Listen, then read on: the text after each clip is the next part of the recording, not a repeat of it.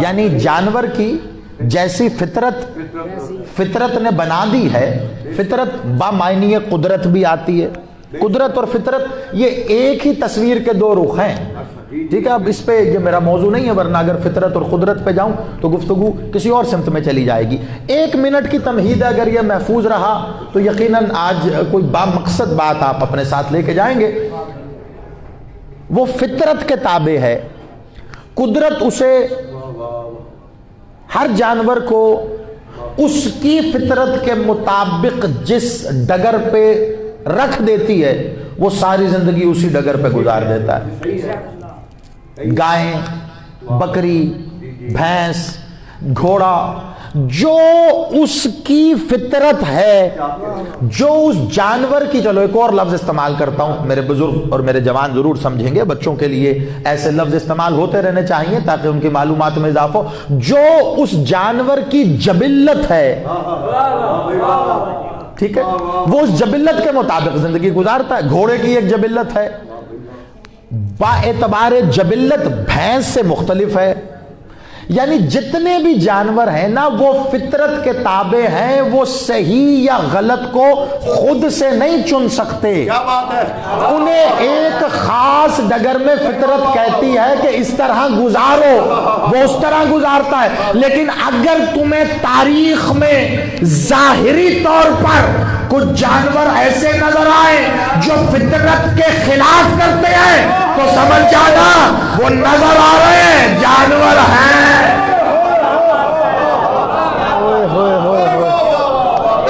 مولا سلام، مولا زندگی کرے آپ کی. تاریخ ہے نا، دیکھیں بڑی جلدی میں نے اس کو سمیٹ لیا اور آپ نے وصول کیا. آپ سلامت رہیے. ایسے ہی ہے نا سجاد بھائی، تاریخ میں کچھ ایسے بھی ظاہری طور پہ آپ کو نظر آ رہے ہیں جانور، ٹھیک ہے، ظاہری طور پر. یہ ٹھیک اسی طرح ہے جیسے ظاہری طور پر محمد و آل محمد لبادہ بشریت اوڑھ کے آئے، لیکن آنکھوں سے ہی نہیں عقل کے اندھوں نے بھی انہیں انسان ہی سمجھ لیا. انہوں نے کہا دیا جی تو ہم جیسے ہیں. کیوں؟ کیونکہ ظاہری طور پر انہوں نے لبادہ بشریت اوڑھا ہوا تھا.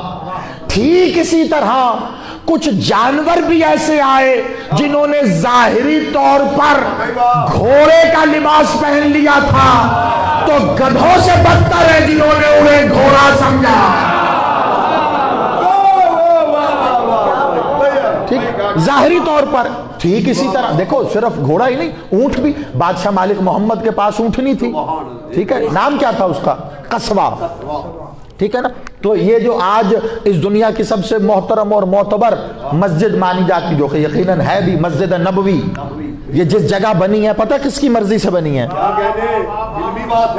آپ سلامت رہے. طرفین میں یہ روایت موجود ہے، کوئی شیعہ سنی کی بحث ہی نہیں ہے. کسی صحابی نے کہا تھا یہاں بنا دو مسجد، مولا محمد نے کہا تھا یہاں بنا دو مسجد. بادشاہ محمد نے بھی بعد میں کہا تھا مالک محمد کی مرضی کسی اور کی مرضی کے مطابق چل رہی تھی. بادشاہ محمد نے اپنی اس اونٹنی قصوہ کو چھوڑ کے کہا تھا جہاں یہ بیٹھ جائے. سنیے سنیے، ہاں سلامت رہیں آپ، جہاں یہ بیٹھ جائے گی وہیں پر مسجد بنے گی. اب صرف اہل تشیع نہیں، عالم اسلام کے ہر مسلمان سے میرا ایک سوال ہے، بتاؤ جہاں پر یہ مسجد بنی کیا وہ محمد اور اللہ کی مرضی تھی یا نہیں تھی؟ اگر کوئی کہے گا نہیں تھی تو وہاں پر نماز پڑھنا بیکار ہوگا، اور اگر کوئی کہے گا جی یہ محمد و اللہ کی مرضی تھی تو پھر ماننا پڑے گا نظر اونٹنی آ رہی تھی، مرضی اللہ.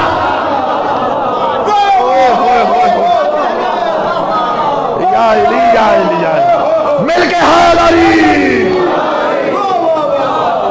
مولا سلامت رہے. ٹھیک ہے، میں تو قبلہ اب پڑھ پڑھ کے ایک قدم بہت آگے لے کے آنا چاہ رہا ہوں اپنے سامعین کو. آج تک میرے بزرگوں نے، بچوں نے، جوانوں نے اس ایک ہی نہج پہ ہمیشہ فضائل سنے کہ آل محمد، مالک محمد و مولا علی اور ان کی پال آل و اطرت یہ مشیت الہیہ ہے، یہ اللہ کی مشیت ہے، یہ اللہ کی مرضی ہے. یہی میں ایک قدم آگے لے کے آنا چاہتا ہوں. خدا کی قسم 6-7 سال پہلے جس میں نے ذکر کی بنیاد ڈالی تھی، آج وہ گلی گلی کوچا کوچا ہر جگہ مرتجس کی شان میں جب میں الفاظ سنتا ہوں تو میرا سینہ خوشی سے فخر سے پھولے نہیں سماتا. آج میں ایک اور نقطہ دینے جا رہا ہوں. یاد رکھنا یہ آل محمد مشیت الہیہ ہے، لیکن حقیقت یہ نہیں ہے. اگر کوئی دیکھے تو جو ان کے گھر میں مرتجس و قصبہ ہے وہ بھی مشیت الہیہ.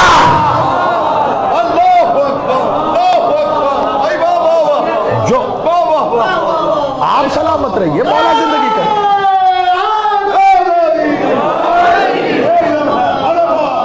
کوئی انکار کرے کہ بلا میں نے دلیل رکھی ہے، استدلال سے بات کی ہے، کوئی جملے بازی نہیں کی میں نے.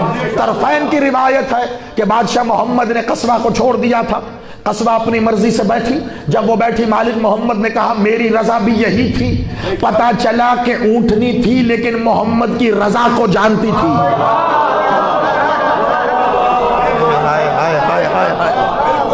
ٹھیک ہے، اونٹنی تھی لیکن مالک محمد کی رضا کو جانتی تھی. جہاں مولا محمد کی مرضی تھی اونٹنی وہیں بیٹھ گئی. مالک محمد بولے نہیں لیکن اونٹنی نے وہاں بیٹھ کے بتایا. اطاعت اسے کہتے ہیں. تو پھر انہیں کیا کہوں جنہیں محمد بلاتے رہے وہ آئے.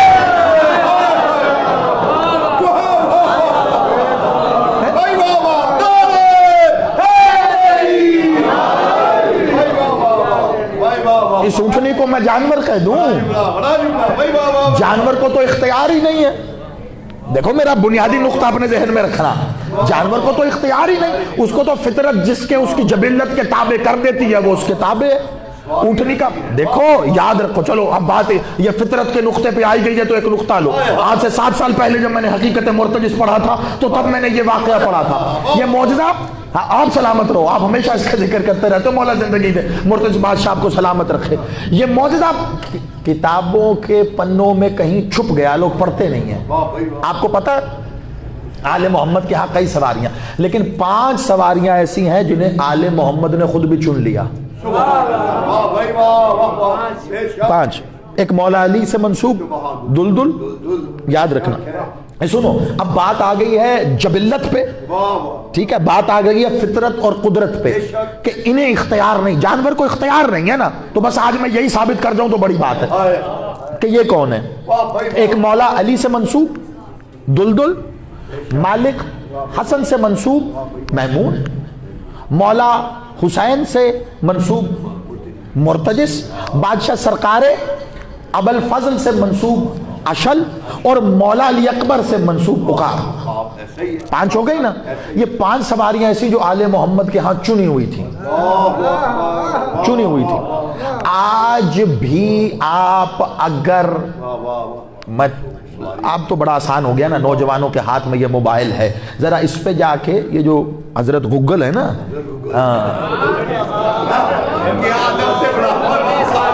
یقین کیجئے اب میرا دل کرتا ہے گوگل کو بھی حضرت کہوں، کیونکہ 2 باتیں بڑی کمال کی اس نے.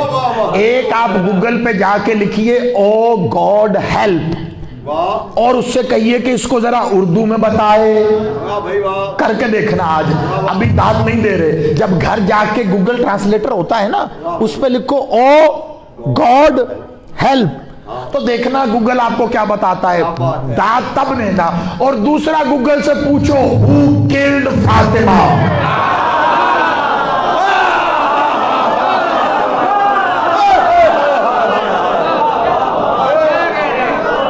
ہم تو ٹھہرے کافر، ہم ٹھہرے نصیری، ہم ٹھہرے غالی، ہم MI6 کے. گوگل سے پوچھو وہ بتا دے گا.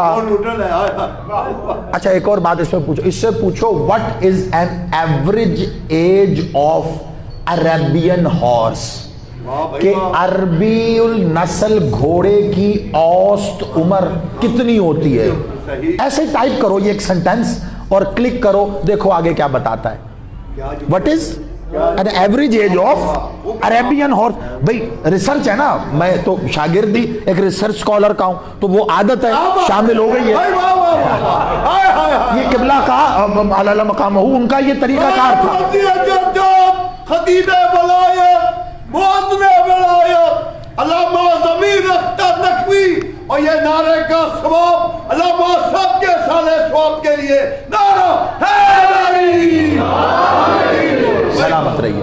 تو ہاں, یہ آپ ذرا اس کو ٹائپ کر کے دیکھیں کیا بتاتا ہے. وہ آپ کو بتائے گا کہ ایک عربی النسل گھوڑے کی اوسط عمر ہوتی ہے 30 سے 35 سال بائی میکسیمم. کیا بات ہے, میکسیمم 30 سے 35 سال, اس کے بیچ وہ مر جاتا ہے. کوئی پوری دنیا میں کھنگالیں گے تو چند گھوڑے ملیں گے جو 35 سے بڑے اچھے ماحول میں پڑے بڑے تو 1 سال 2 سال اور جی جائیں, جیسے عموماً انسانوں کے ہاں بھی ہوتا ہے. اوسط عمر سے آگے کچھ لوگ نکلتے ہیں, تو چلو 35 نہیں ہوگی 37 ہو جائے گی, 38 میں مر جائے گا, 40 میں مر جائے گا. ایسا ہی ہے اگر گھوڑا ہے تو. کھا گئے جملہ میرا, یہی بات کر رہا ہوں میں. جبلت, اگر وہ جبلت سے گھوڑا ہے تو 35 سال میں مر جانا چاہیے. اگر قدرت کے تابع ہے, فطرت کے تابع ہے, تو اس کو 35 سال میں مر جانا چاہیے. میں بڑی بات نہیں کرتا, اتنا تو جانتے ہو نا کہ مرتجس سواری تھی سرکار مولا محمد کی, تو مولا محمد یہ 1 ہجری 2 ہجری 5 ہجری 8 ہجری بادشاہ نے پردہ کیا. مرتجس 61 ہجری میں بھی حسین کو اپنے پہ سوار کیے ہیں. پتا چلا فطرت سے گھوڑا نہیں ہے.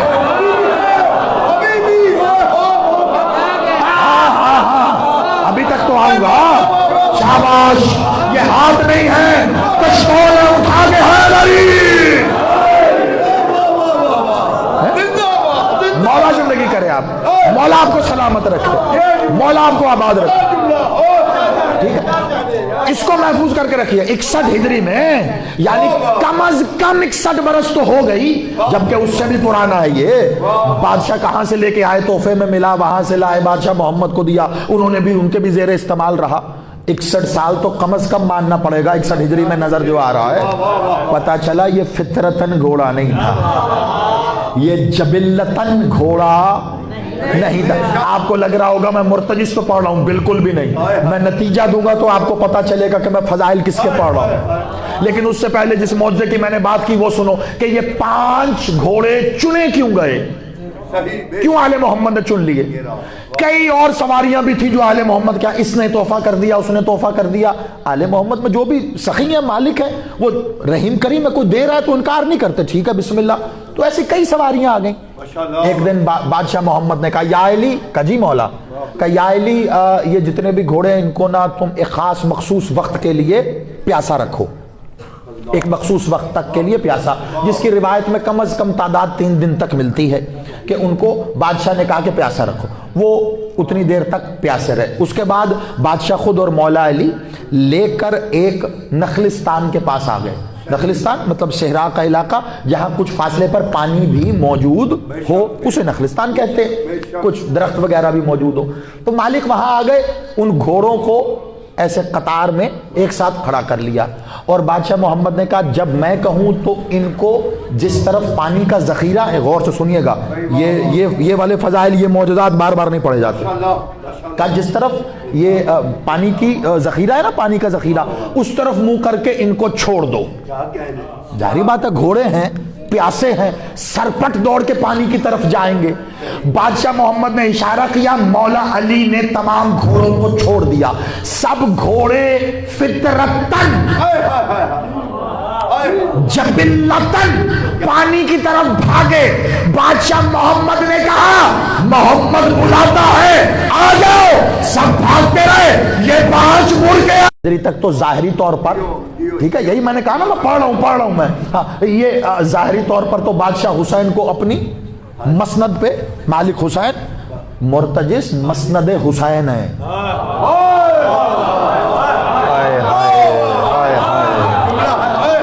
مرتجس گھوڑا نہیں ہے, یہ مسند حسین ہے۔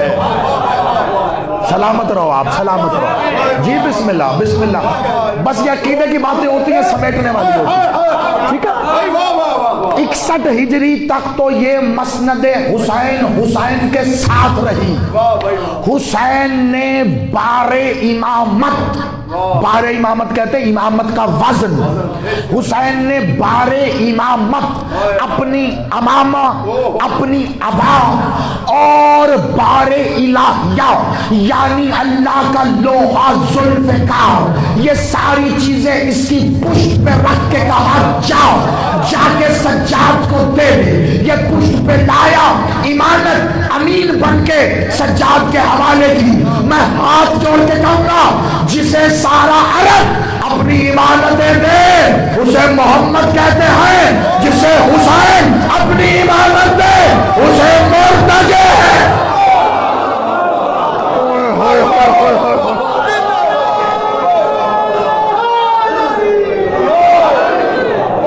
مولا تمہیں سلامت رکھے۔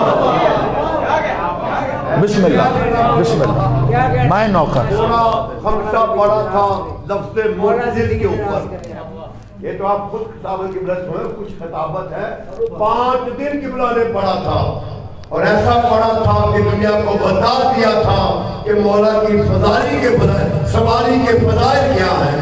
سید و سلامتی قبلہ شامل کے دورہ سلامت رہو، آپ آباد رہو، ٹھیک ہے۔ حسین نے اپنی امانت دی ہے مرتضی کو، جا کے سید سجاد کو دے۔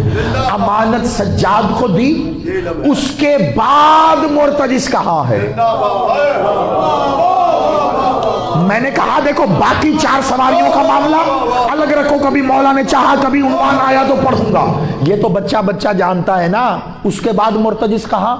سرکار مولا سید الساجدین سے بھی پوچھا گیا، کئی ائمہ سے پوچھا گیا، تو کیا بتایا؟ دو لفظ استعمال ہوئے ہیں۔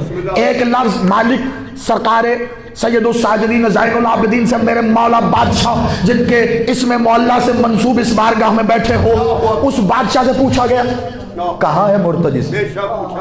کہا غار عتیق میں ہے۔ اچھا، اور ظاہری طور پر آخری گواہیاں کیا دیں جو وہاں پر لشکر موجود تھا؟ انہوں نے کہا ہم نے فرات کی طرف جا کے دیکھا۔ یہ آخری گواہیاں تھیں جو لشکر سے ملی، جو لشکر یزید تھا۔ پوچھا گیا بھئی حسین کا گھوڑا کہاں گیا، حسین کا مرتضی کہاں گیا؟ انہوں نے کہا یہ ہم نے فرات کی طرف جاتے دیکھا، پھر اللہ جانے کہاں گیا، پھر نظر نہیں آیا۔ مدینے میں بادشاہ واپس آئے، پوچھا گیا کہ کہاں گیا مرتضی؟ میں پھر کہہ رہا ہوں توجہ رکھنا، آخری نتیجے کے لیے توجہ رکھنا۔ کہاں گیا؟ مالک نے کہا غار عتیق میں گیا۔ پھر مولا سے پوچھا گیا مولا مرتضی کہاں ہے؟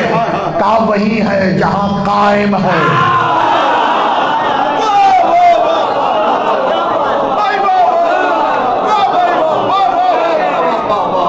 خدا کی قسم جاگ کے سننا، میں ایمان سے کہہ رہا ہوں جاگ کے سننا، کہا وہی ہے جہاں قائم ہے۔ اب میں خالص اہل تشیع کے لیے ایک جملہ کہہ رہا ہوں، جو عقیدہ شیعہ اثنا عشری نہیں رکھتا وہ بھلے اپنے کانوں پہ ہاتھ رکھ دے، لیکن جو عقیدہ رکھتا ہے تو ایک لفظ تو شیعہ اثنا عشری میں 1400 سال کی تاریخ میں ملتا ہے کہ سرکار قائم کی غیبت کو غیبت قائم نہیں کہتے، غیبت الہیہ کہتے ہیں۔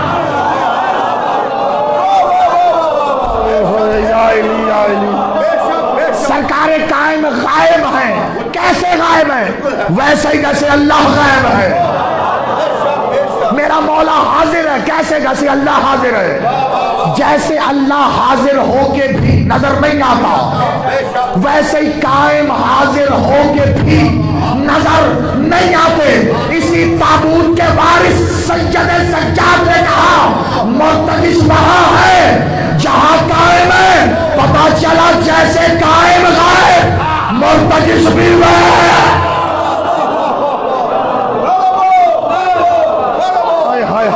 نہیں میرے کے حیدری، آپ نے داد دیا، میں آپ کو داد دے رہا ہوں، لیکن قبلہ نقطہ آگے ہے۔ عباس بھائی، سجاد بھائی، نقطہ بھی آگے ہے، خدا کا واسطہ میرا ساتھ دینا۔ ویسے ہی غائب ہے جیسے قائم غائب ہے۔ سرکار قائم کے لیے عقیدہ ہے یا نہیں کہ حاضر ہے نا؟ حاضر، جسے شک نہ بولے، حاضر ہیں۔ ناظر ہے تو مرتجس وہاں ہی ہے جہاں قائم ہے. تو پتا چلا جیسا عقیدہ قائم کے لیے حاضر ہونے کا ہے ویسا ہی مرتجس کے لیے رکھو. شاباش. ان ہاتھوں کو خاصی سلامت رکھے. مل کے حیدری. جیسا عقیدہ قائم کے لیے ویسا ہی مرتجس کے لیے. کیوں؟ کیونکہ زبان معصوم نے، زبان حجت نے کہا وہ وہیں ہے جہاں قائم ہے. اچھا چلو ایک اور. یہ میرا کوئی جوان، دیکھو میں ایک مجلس میں پتہ نہیں کیا پڑھ کے جا رہا ہوں، مجھے نہیں پتا اور خدا جانتا ہے. یہ تو آپ بتاؤ گے پتہ نہیں اس بارگاہ میں ایسی کیا معجز نمائی ہے یہاں پہ آ کے میرا دل کرتا ہے عام گفتگو ہو ہی نہ. مجھے نہیں پتا. بہرحال کوئی طاقت مجھے پیچھے سے، کوئی طاقت کہہ رہی ہوتی نہیں یہ پڑھ یہ پڑھ. سرکار قائم بادشاہ پر جیسا غیبت کا اطلاق ہے اور عقیدہ ہے ویسے ہی مرتجس کے لیے رکھو. معصوم نے کہہ دیا مرتجس وہاں ہے جہاں قائم ہے. قائم ظہور کریں گے نا، کب کیسے کسی کو نہیں پتا، کسی کو نہیں پتا. مالک نے کہا جو وقت کا تعین کرے وہ جھوٹا ہے جھوٹا ہے جھوٹا ہے 3 بار کہا. ٹھیک ہے، کسی کو نہیں پتا. اب یہ میں کسی جوان سے بھی پوچھوں تو وہ بتا دے گا. جب وقت ظہور ہوگا، جو بھی ہوگا جب ہوگا، جب وقت ظہور ہوگا تو کیا نشانی ہے، تب ہوگا کیا؟ سرکار قائم بادشاہ خود اٹھ کے چل پڑیں گے. توجہ رکھو میری جان. سرکار قائم بادشاہ خود اٹھ کے ظہور کے لیے چل پڑیں گے. جتنی بھی روایتیں ہمیں غیبت کی اولین کتابوں سے الغیبت نعمانی کی ہو یا الغیبت توسی کی ہو یا شیخ صدوق نے لکھا ہو، تمام روایتیں مسلسل ہمارے پاس آ رہی ہیں. ابھی تک تم نے جتنی داد دی نشان حیدر بن کے میرے سینے پہ ہے میرا سلام، لیکن اس جملے کو ضائع نہ کرنا.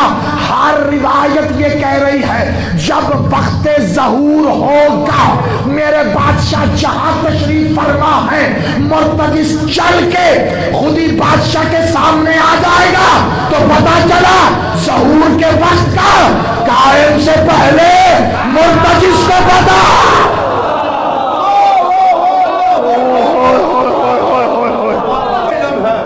بھائی کوئی تو ربط ہے نا اس حجاب کا اور قائم اس کا مرتجس کا. کہاں سے آئے گی یہ اذن ظہور؟ کہاں سے آئے گا؟ حجاب سے آئے گا. اذن ظہور کہاں سے آئے گا؟ اذن ظہور حجاب سے آئے گا نا. تو پتا چلا حجاب کا، میں نتیجہ دینے لگا ہوں، حجاب کا اور مرتجس کا کوئی ایسا تعلق ہے کہ حجاب سب سے پہلے مرتجس کو کہے گا مرتجس وقت آ گیا. اور پتا ہے یہ ربط کیسے بنا؟ جب مرتجس حسین کے پاس آیا تو حسین کی ماں نے حسین سے کہا حسین مرتجس کو لے کے گھر آ. وہ قصہ جس میں خاتم رسالت اکمل ولایت اجازت کے بغیر نہیں آتی، سیدہ نے وہ قصہ مرتجس کے سامنے پھیلائی. مرتجس نے اس قصہ میں اپنا منہ رکھا.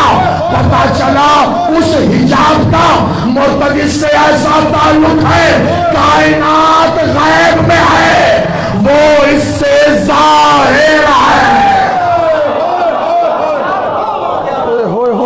وہ اس سے ظاہر ہے. ایسے قبول کیا. کیسے ملا یہ اختیار؟ اب آؤ پلٹ کے. پورے گھنٹے میں نے جتنے فضائل تمہیں سنائے، اب میں تمہیں بتاؤں وہ فضیلت کس کی سنائی ہے. مرتجس 61 ہجری تک تھا. کیسے تھا؟ 61 کے بعد آج تک ہے. وقت ظہور تک رہے گا، ظہور کے بعد بھی رہے گا. بادشاہ اسی پر تو آئیں گے. ٹھیک ہے، صرف اسی وقت نہیں، زمانہ رجعت تک ہے. کیسے ہے؟ کیسے ہے؟ پتہ کیسے ہے؟ کہ جس لمحے مالکن خالقن سدرۃ المنتہا نے کہا کہ حسین اسے میری دہلیز سے اندر لے آؤ۔ اللہ اکبر، اللہ یاد رکھنا جو دہلیز سیدہ کے اندر ہے نا پھر اسے فنا نہیں ہے۔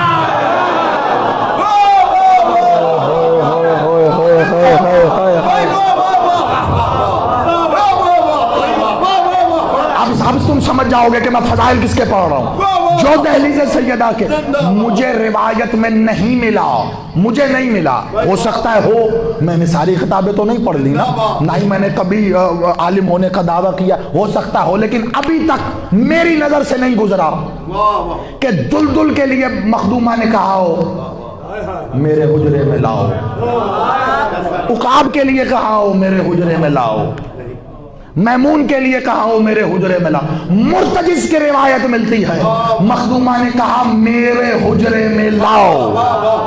جو اس حجرے میں ہے، جو اس بیت الہیہ میں ہے، اسے فنا نہیں ہے۔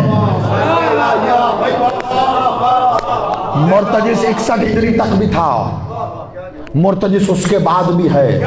کیوں؟ کیونکہ اس نے اس چادر سے رزق لے لیا جس کے پیچھے اللہ چھپا ہے۔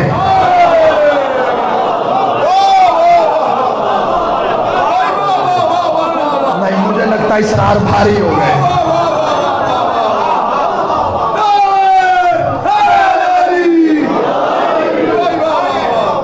اس چادر سے یا تو بی بی کو حجاب اللہ ماننا چھوڑ دو، اگر حجاب اللہ مانتے ہو تو پھر مانو۔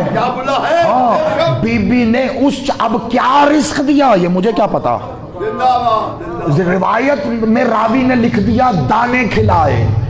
اب جو راوی لکھ رہا ہے وہ اندر آ کے دیکھ رہا تھا۔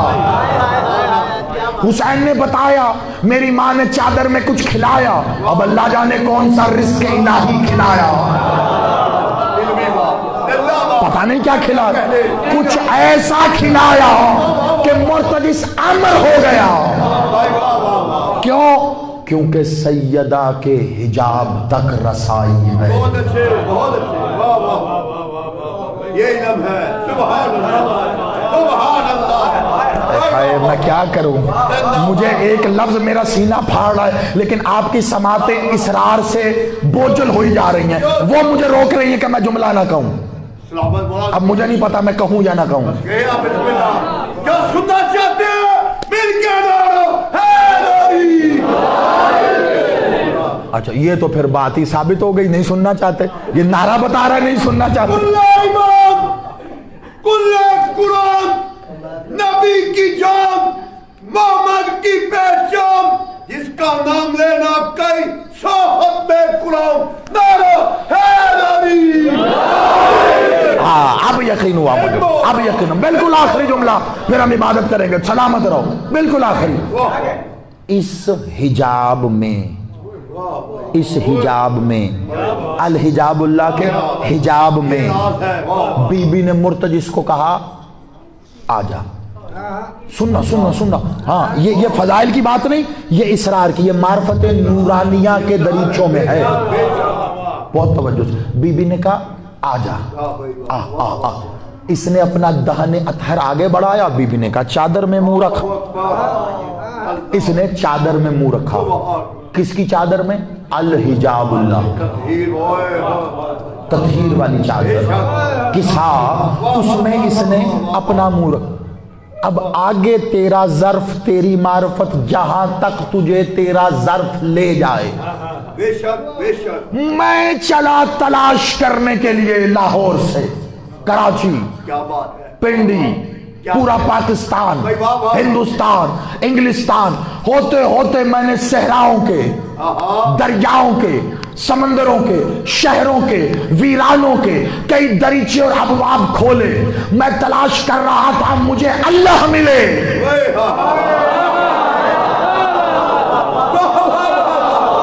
میں کہہ کے گزر جاؤں گا، آگے تم جانو، مجھے نہیں پتا کس نیت سے تم نے مجلس کرائی تھی اور کیا پڑھا جا رہا ہے مجھے نہیں پتا، توجہ، میں تلاش کرنے چلا اللہ مل جائے۔ مجھے صحراؤں میں گیا، نہ ملا، دریاؤں میں گیا نہ ملا، سمندروں میں گیا نہ ملا، ویرانوں میں گیا نہ ملا، شہروں میں گیا نہ ملا۔ کسی نے مجھے کہا او پاگل اور دیوانے کیا کر رہا ہے، اللہ ڈھونڈنا چاہتا ہے؟ میں نے کہا ہاں۔ کہتا ہے مکے میں جاؤ کعبے میں ملے گا۔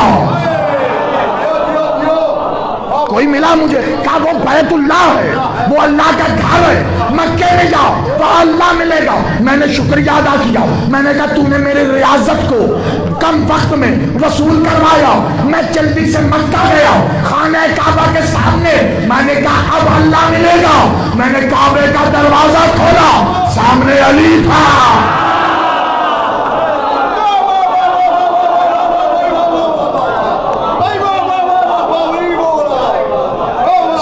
علی تھا۔ میں نے کہا یہ کیا ہو گیا؟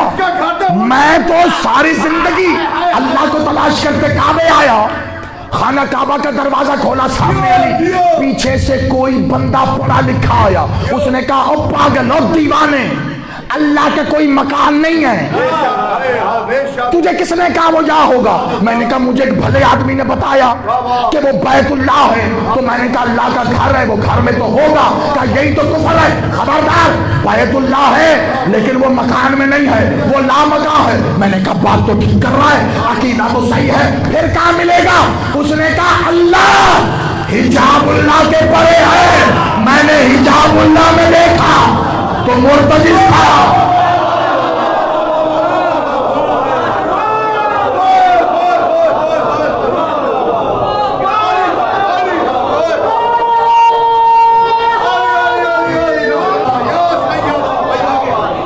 میرا سلام ان عقیدوں کو، انہیں پروان چڑھانے والی ماؤں کو میرا سلام ہے۔